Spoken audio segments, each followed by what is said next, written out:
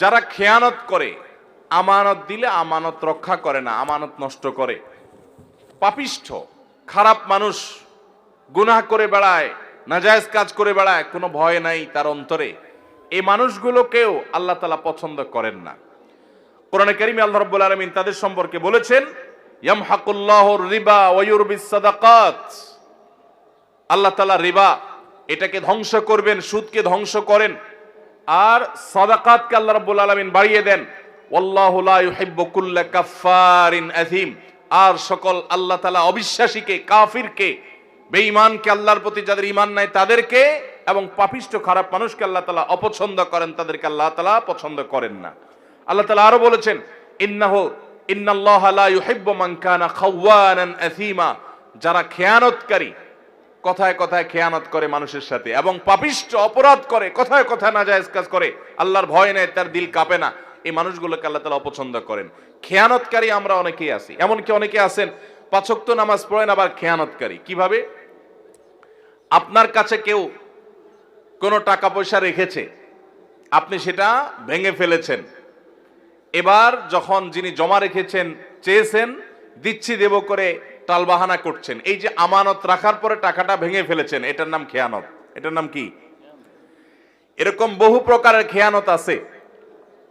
আপনার প্রতিবেশী মেয়ে, তাদের প্রতি আপনি চোখ চুরি করে, আপনি বাঁকা করে তাদের দিকে তাকালেন, তাদের সৌন্দর্য অবলোকন করলেন, চালাকি করে করে দেখলেন, আপনি খেয়ানত করলেন। তিরমিজির হাদিসে আসছে, নবী করিম সাল্লাল্লাহু আলাইহি ওয়াসাল্লাম বলেছেন, ইযা হাদ্দাসার রাজুলু ফালতাফাতা ফাহিয়া আমানা।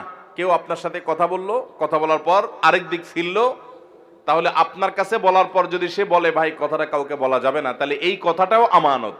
এই কথাটাও কি? আমানত। আপনি যদি এটা আরেকজনের কাছে বলে বেড়ান তাহলে খেয়ানত হলো, সেটা আমানতের কি হলো? এরকম আমানতের খেয়ানত আমরা অনেকে করি, কি করি না?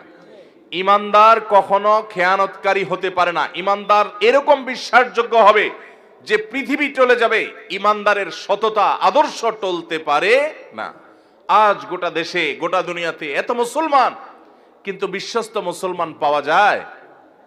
ভাইরা আমার, আমরা যে নবীর উম্মত, আমরা কি জানি আমাদের প্রিয় নবী সাল্লাল্লাহু আলাইহি সাল্লাম কত বিশ্বস্ত ছিলেন?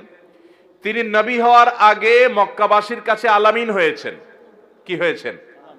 উনি আগে আলামিন হয়েছেন, তারপর কি হয়েছেন? নবী এবং রাসূল হয়েছেন। কিরকম আল আমিন, কি পরিমাণ বিশ্বস্ত ছিলেন? শুধু একটা ঘটনা বলি। উনি যখন মক্কা থেকে মদিনায় হিজরত করতে চলে যাবেন, এই হিজরতের সফরটা কি তার খুব আরামের, খুব আনন্দের, আনন্দ ভ্রমণ টাইপ কিছু ছিল? মক্কার মানুষদের, জালিমদের অত্যাচারে অতিষ্ঠ হয়ে টিকতে না পেরে আল্লাহর অনুমতিতে তিনি মক্কা ছেড়ে মদিনায় হিজরত করতে হয়েছে। যেই এলাকার মানুষের জুলুমে, তাদের নির্যাতনে, নিষ্পেষণে নিজের মাতৃভূমি ছেড়ে চলে যেতে হয়েছে, ওই মানুষগুলো বেঈমান, অনেক কাফের, অনেক মুশরিকরা, তারা নবী করিম সাল্লাল্লাহু আলাইহি ওয়াসাল্লামের প্রতি ঈমান আনে নাই, কিন্তু তারা জানতো মক্কার সবচেয়ে নির্ভরযোগ্য, সবচেয়ে আস্থার উপযুক্ত, সবচেয়ে বিশ্বস্ত মানুষটা হলো মুহাম্মদ সাল্লাল্লাহু আলাইহি ওয়াসাল্লাম। এই জন্য তাদের দামি দামি সম্পদ, সোনা গহনা, টাকা পয়সা, এগুলো তারা মুহাম্মদ সাল্লাল্লাহু আলাইহি ওয়াসাল্লামের কাছে এসে আমানত রেখে যেত।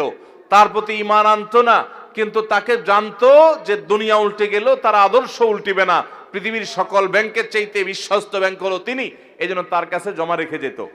নবী করিম সাল্লাল্লাহু আলাইহি ওয়াসাল্লাম হিজরতের সময় আলী রাদিয়াল্লাহু তাআলা আনহুকে ডেকে বুঝাই দিয়ে গেলেন যে দেখো, রাতের অন্ধকারে আবু বকরকে সাথে নিয়ে উনি তো চলে যাবেন পরিকল্পনা করেছেন, আলী রাদিয়াল্লাহু তাআলাকে রেখে গেলেন, তুমি 3 দিন মক্কায় থাকবা, এবং এই যে জিনিসগুলো আছে, এটা অমুকের, এটা অমুকের, এটা তমুকের, এগুলো তাদের কাছে যার যারটা বুঝাই দিবা।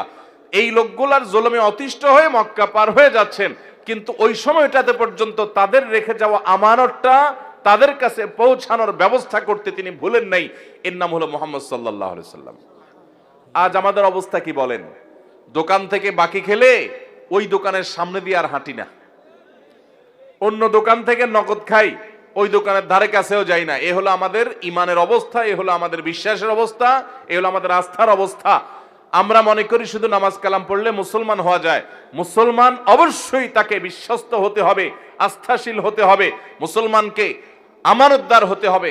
আমানতের খেয়ানতকারী, মানুষের কথা এর কথা ওর কাছে লাগায়, মানুষের গোপনীয় কথা বলে বেড়ায় এবং মানুষের টাকা পয়সা তসরুপ করে, আমানতের খেয়ানত করে, এই ব্যক্তি কখনো ভালো মুসলমান হতে পারে না।